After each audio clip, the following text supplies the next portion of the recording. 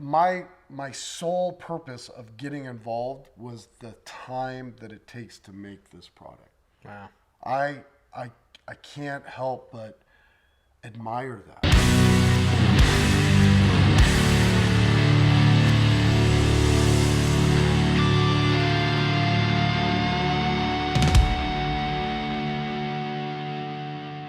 The Fred Minnick Show is brought to you by Michter's and 291 Colorado Whiskey.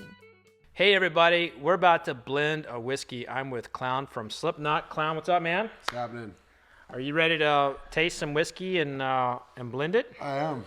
Now, we are actually in the warehouse where they store all the Cedar Ridge cases, to include your number 9 and number 9 Reserve, which is right behind it. We're surrounded by barrels that will be used for Slipknot's whiskey, number 9, their next release. When will the next release come out? I am not too certain, but I know everything's moving now. Everything's in the process. I don't have all those exact times, but it's happening right now. The locomotive's in motion, but that thing sells out pretty quickly. It does. It does. Obviously, it takes some time to make. It's special. It's different, and becomes kind of a necessity, I guess. Yep. So what we have here, we have so their whiskeys are a blend of bourbons and rye made here in Iowa at the Cedar Ridge Distillery. And these are blends of straights. This is a rising category. You may know High West Blue Rye, being one of the front runners of the category. You've got Barrel Bourbon doing a lot of this category. And in my opinion, this is one of the best, the most rising stars and all of kind of like the blending and the craft distilling movement at Cedar Ridge. And so what we're going to do here is we're going to have fun. We're going to, maybe come up with a formula for the next number 9, just a little experiment. There's no promises here, but I know Clown and I are going to drink whiskey that was just pulled from the barrel. So over here we have the 2 bourbons, and over here we have the 2 ryes. Now, I didn't ask you this before, but are you okay drinking after me? Of course. Okay. I mean, I don't have cooties or anything. No. I might. No, of course not. The whiskey kills everything anyway. Everything and anything. It does. So. The whiskey actually kills stuff. So you want to? Are we the same here? So these are the 2 bourbons. Okay. You taste those, and so here. So let's go through like a little bit of like the what we're thinking about going into the blend. The idea here is to find like what you like in this, and what you like in these 2.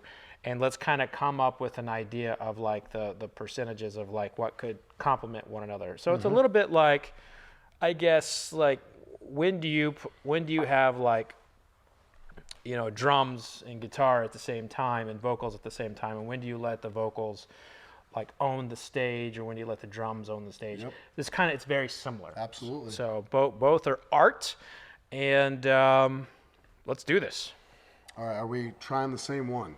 Nope, we are trying different ones. So, okay. Right, I'm trying the 2 ryes, and I'm going to make some notes in my head about what I like about them, and find out what I like about these 2. I'm going to try the 2 bourbons, then I'm going to try the 2 ryes, and you're going to try the 2 bourbons. All right. And then we'll get back together. All right.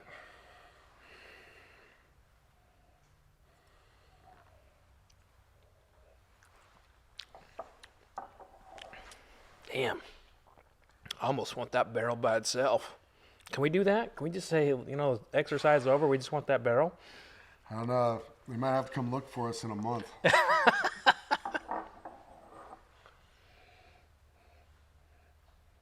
Still tasting that other one. It's not going away easy. That's a good sign of a great finish. That's what I'm saying. It's not even close to taking off yet. Wow. I got to give it its due. I got to work on my legs.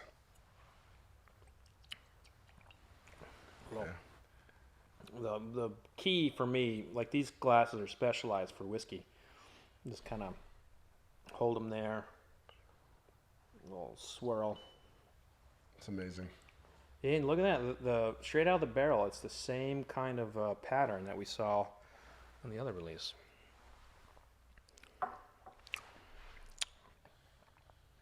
Okay. So that rye for me was both of these ryes are absolutely delicious. So they're winning on the rye world. Those are fantastic. They're very. I hate using the word strong. You know. Yeah. I hate using that word, but it's just it's a word that's been in my life forever with with this sort of thing. But stronger for me usually is better because stronger can mean also taste, overwhelming taste. It doesn't just mean, wow, that's a lot of alcohol. It's very strong, and that strong to me means all the things. So like, I think one of the things that may help you, like as you are, trying to find new descriptions, if you will, is what kind of strength is it? Is it a spice or is it And like this one? This one here, this bourbon's very sweet to me. God, it's like a maple syrup on the nose. It's insane, and this one is very spicy.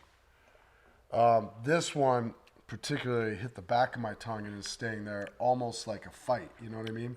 So I feel this bourbon's a lot more spicier. This is what I prefer mainly. This is kind of like where I'm at in taste and strength and all that stuff. All right.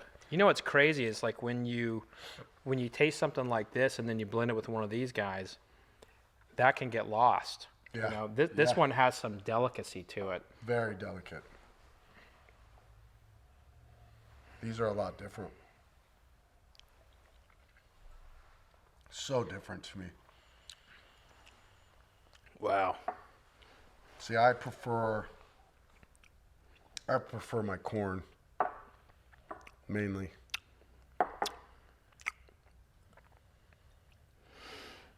Isn't it unusual how different they taste? How just straight up different they actually do taste. Whiskey is one of the, to me, it's one of the great wonders of the world, because you can have two barrels filled on the same day of the same wood, the same mash bill, put them right next to each other, and they'll taste completely different. That little bit of like microscopic airflow can have an influence. And we have, so these two are very, the same everything, but they're night and day from one another. Same here. Like these ryes they're very similar, but they're night and day. They are night and day. Again, this one drier to me. Dry, little spicy.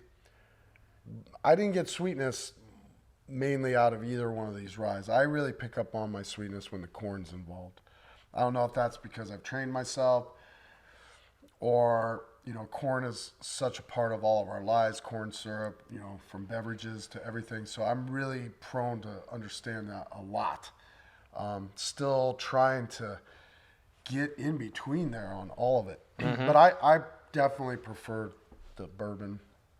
So let me do this. Let me go for a blend here that I think is going to appeal to you, but I need to get a little bit understanding of like what you don't like. Okay. Like, we can do this easy. Is there what kind of spices do you not like? That's an interesting question. I like that right off the bat because there isn't a single spice that I don't like. I love spice. Okay. I will eat ghost peppers, but I don't like any spice that is just proving to you can't eat it. That's ridiculous. Yeah. I want to use a ghost pepper in its native form, in a recipe the way it was designed to do. So I love all spice. And I prefer spice that I like heat and spice that will go away rather quickly instead of like, you take like an Asian chili oil, can be with you forever, that sort of spice. So I prefer a spice that hits, shows its face, and gets away and allows the other flavors and other things so you're not just punishing yourself for one ingredient. What kind of sweets do you not like? Again, great question. And again, I don't know what sweets I don't like. Sweets. My favorite sweets.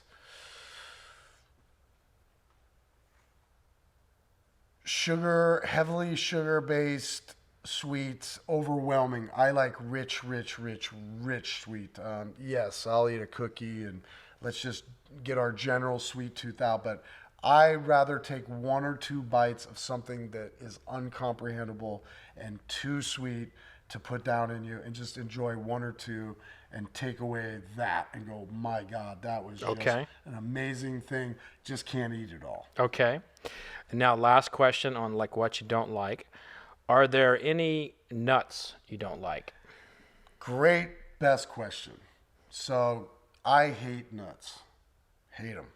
However, I have diverticulitis, which nuts are not good for. So that's some of my hatred. It's just a physical thing. But growing up, I was always like, why do you make something creamy and chewy and then interrupt it with something my brain thinks might break a tooth? Like I don't know how to do both in my palate. But as I got older, about 5 years ago, I really started appreciating nuts.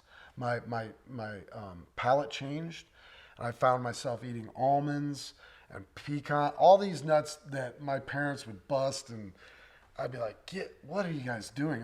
I never got it. But I do understand nuts are very buttery and robust, and I love that because I have a really sensitive palate.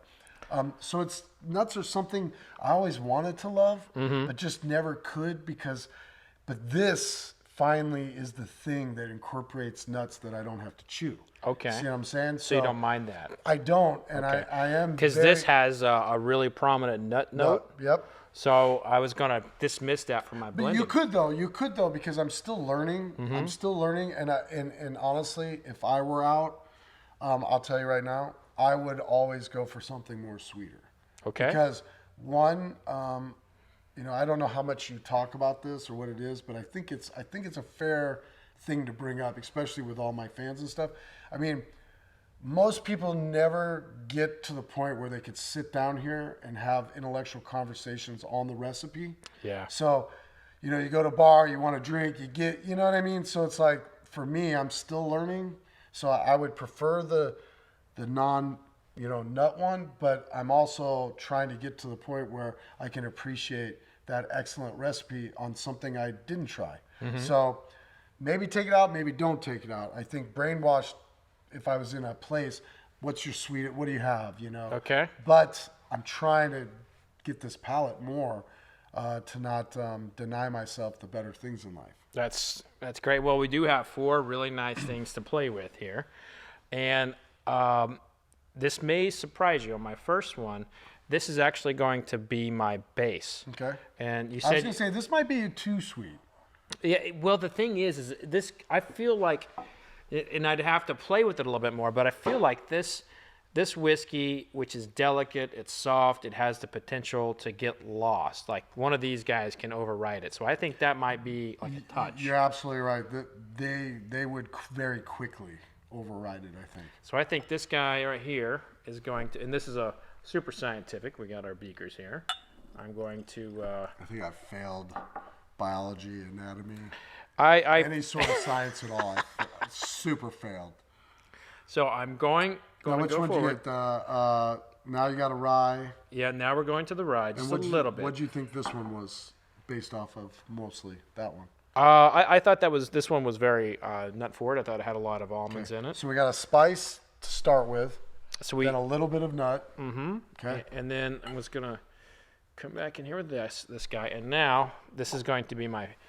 And what was that guy though? What was he? That one was For you. This one was very rye bread, so this was like to me like in a traditional rye form. Like I felt like it was rye bread toast. And that's interesting. I would never butter a piece of rye bread. Really? I would just never eat rye bread because it's so much. You know what I mean? It's like a quarter piece of it, excellent, but it's so big. It's And so, don't we normally use rye for like our sandwiches?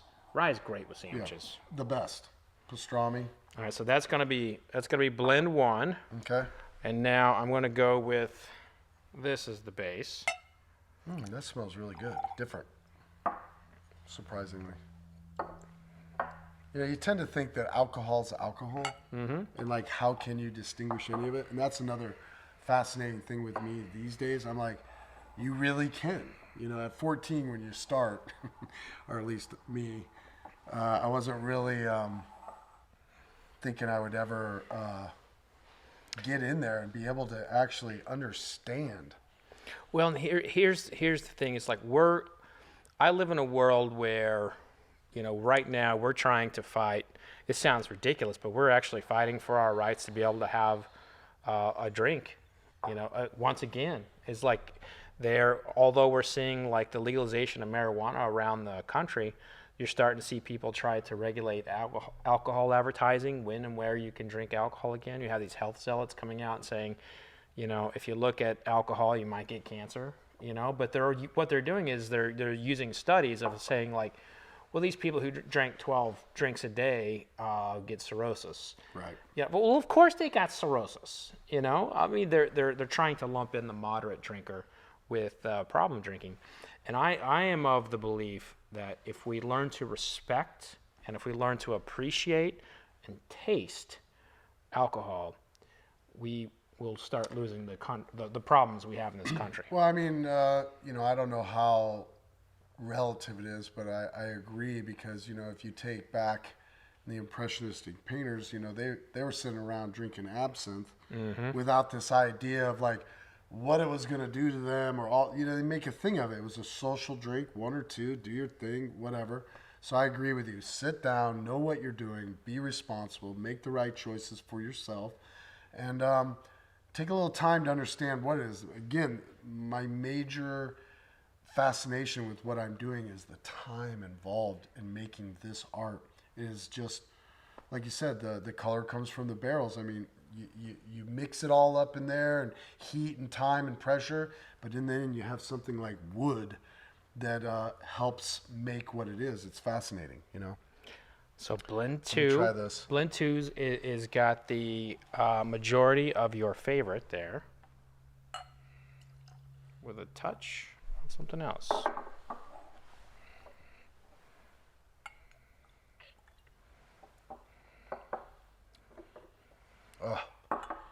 That one's too strong for me. Kind of going on my theory of that. If that one, that one's serious. Yeah. So what's this one based off of again? One more time. This one is the base, so the one that you love, the Right. kind of more delicate one. And this one, so it was 3/4 this and 1/4 the one. This took it over the top. Yeah. That took it over the top.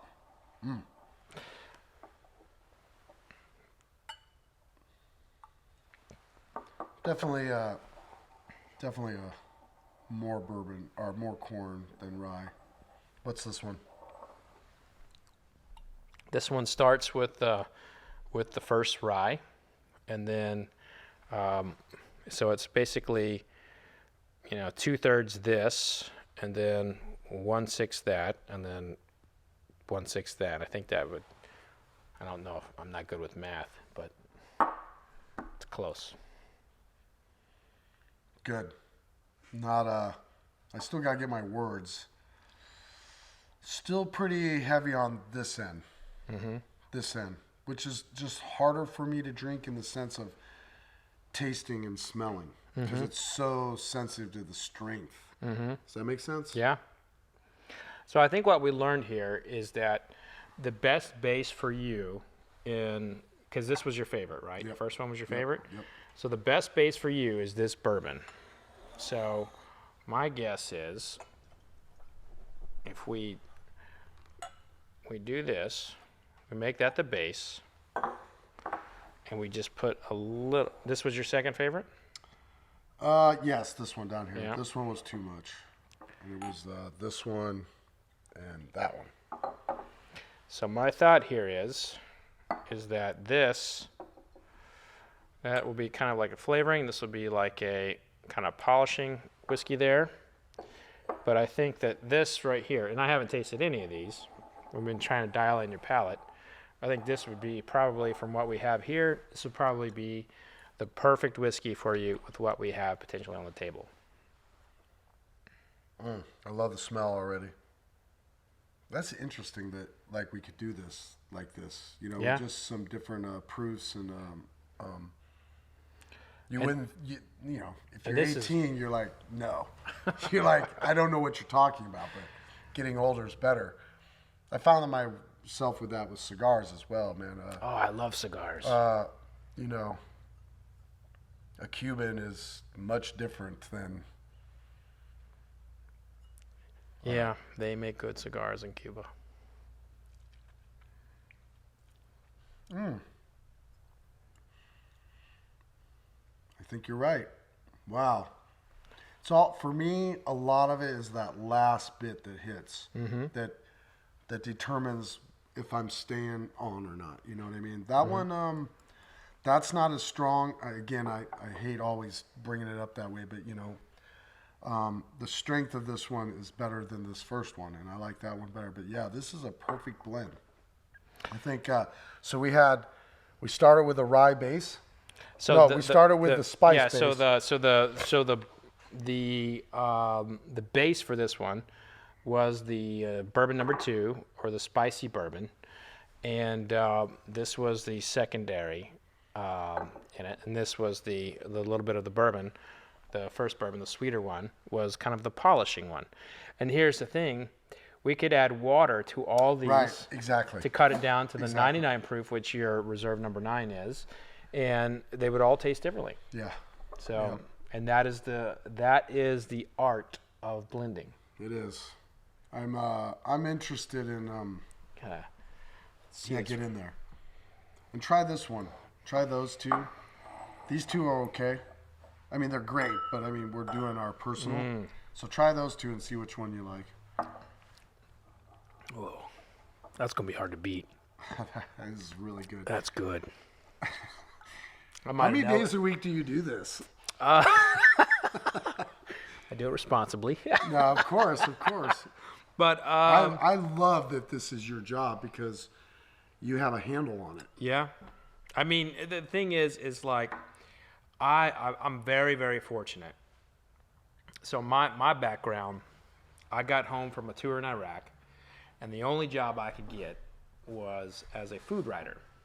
And when you write about food, you eventually write about alcohol. And I started writing about bourbon in 2006, and nobody was really writing about it on the national stage, on the magazines, like trying to go outside of the whiskey world.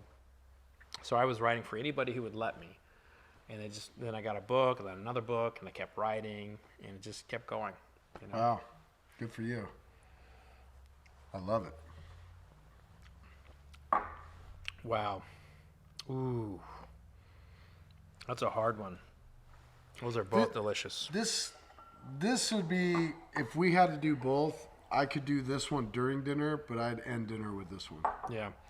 You told me about your boat once. Yeah. That's my boat. You're taking that on the boat. For sure. The first for one. Sure. Yeah. And there's not many people on the boat.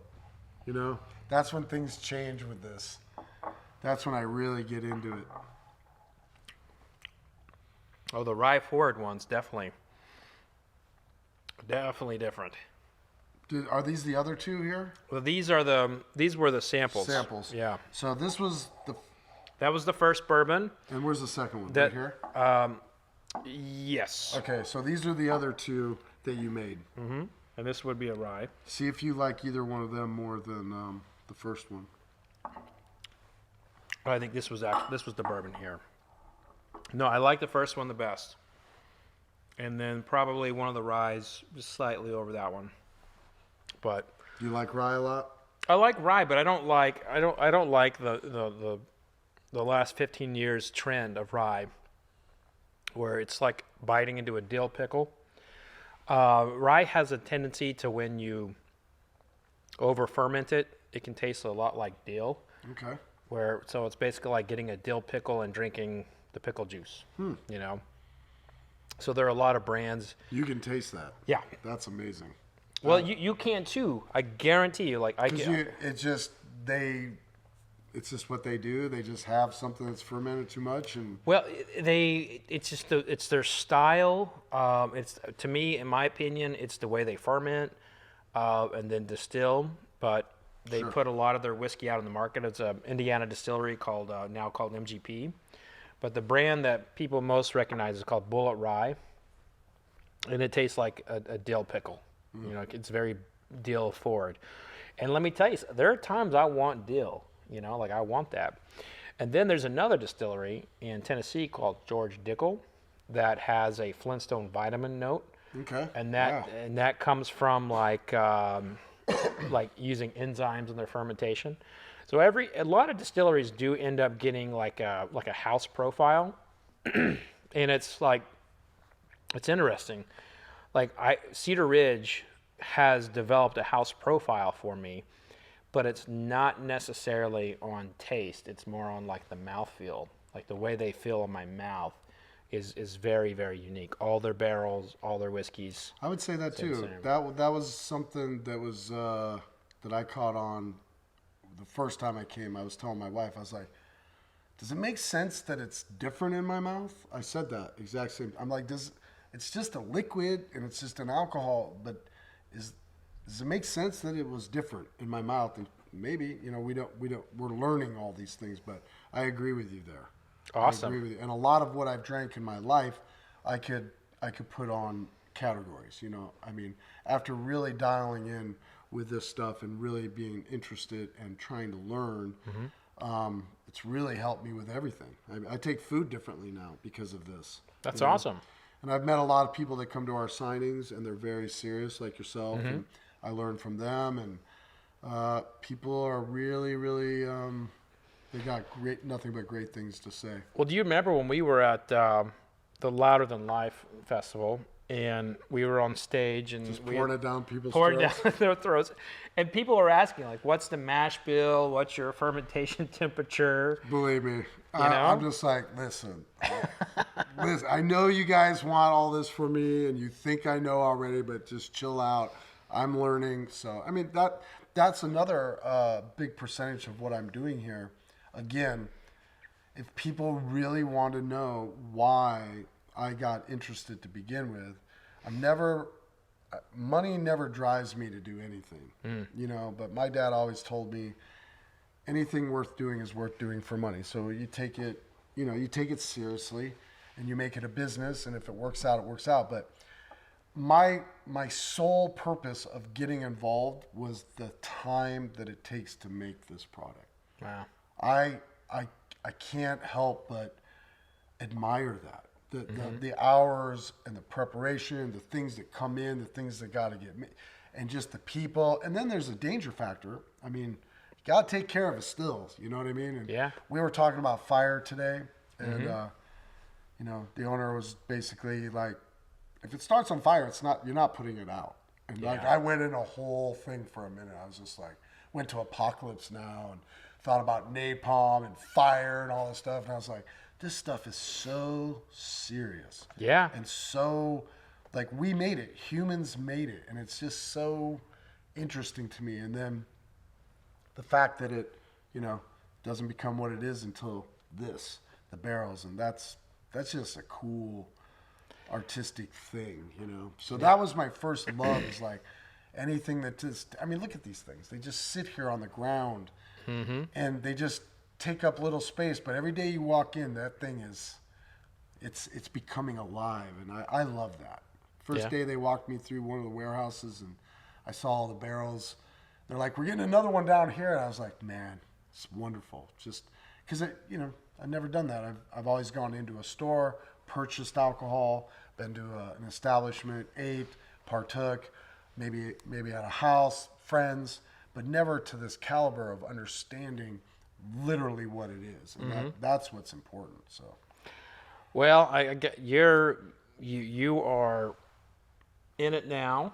And we're in it. You're in it now, and I'm excited for that. I'm excited to see you. Everything you're gonna contribute to the whiskey world. It's just beginning. It's just beginning. It really is, because the more they can teach me, the more I'll offer. And maybe nothing I offer does anything, but when I do offer, it'll make them think.